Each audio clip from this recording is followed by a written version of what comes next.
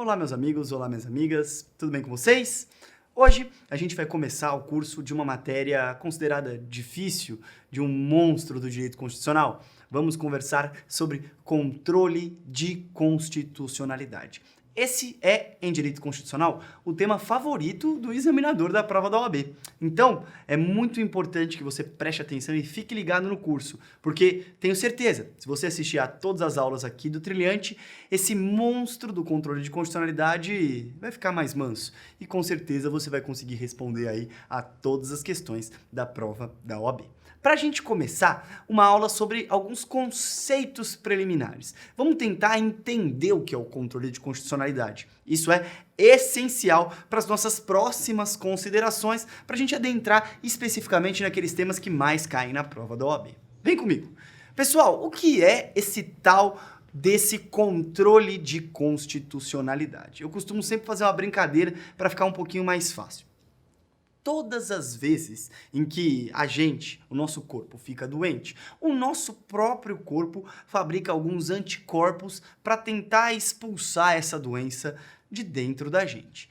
A lógica do controle de constitucionalidade é exatamente a mesma. Vamos pensar agora que o corpo não é o corpo, é o ordenamento jurídico. E a pior doença que pode acontecer com o ordenamento jurídico é a doença da inconstitucionalidade. A gente vai falar sobre a inconstitucionalidade a seguir, mas ela é a pior doença que pode acontecer dentro do nosso ordenamento jurídico.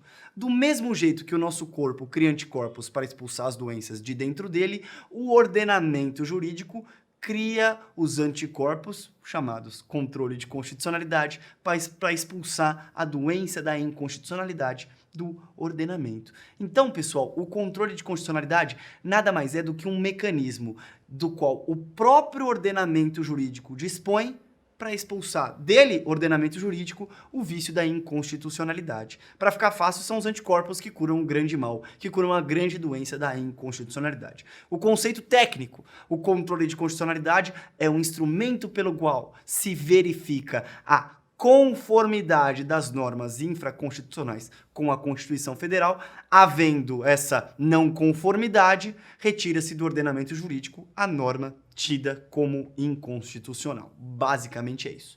Quais são os seus pressupostos?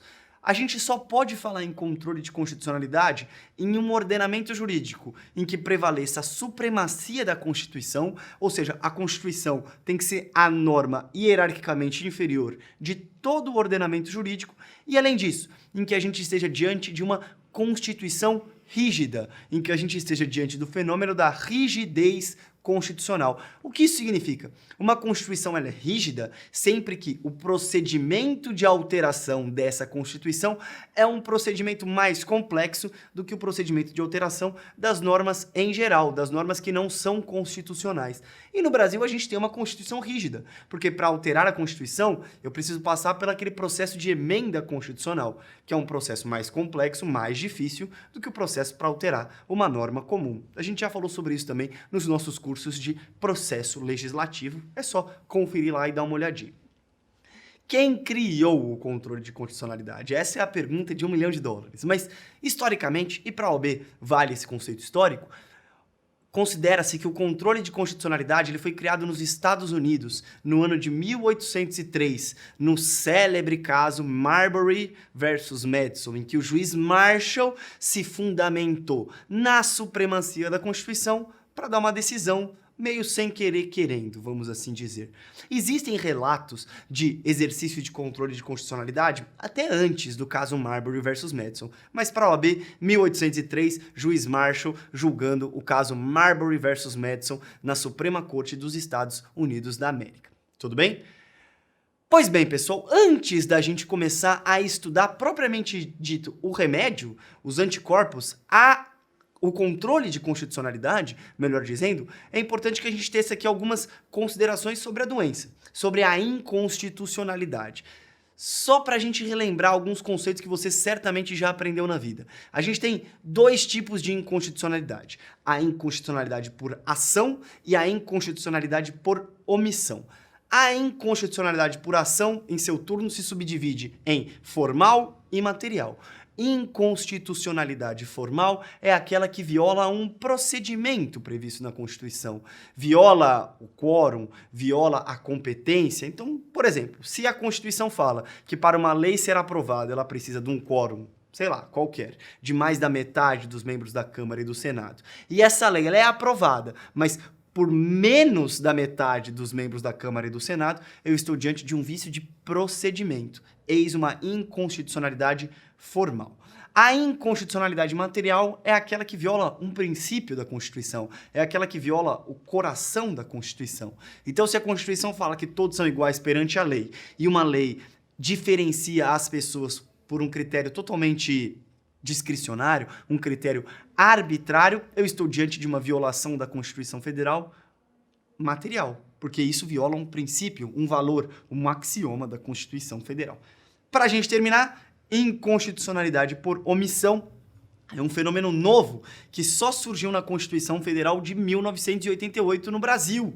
É algo que vem desde a década de 50, 60 em outros ordenamentos, mas a primeira vez que esse instituto apareceu no Brasil foi em 1988.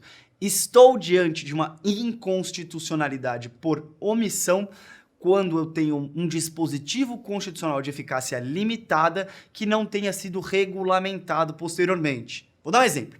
O artigo 37.7 da Constituição Federal fala que o direito de greve dos servidores públicos será exercido nos termos e nos limites definidos em lei específica.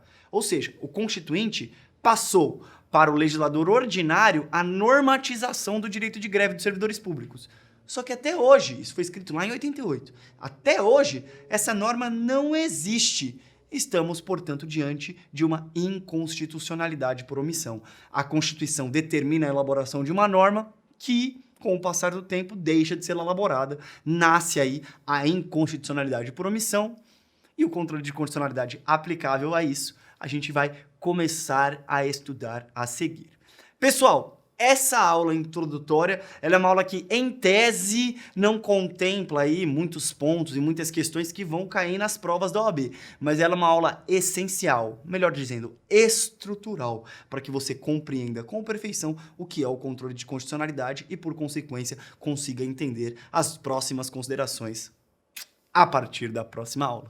Um grande beijo a todos, tchau!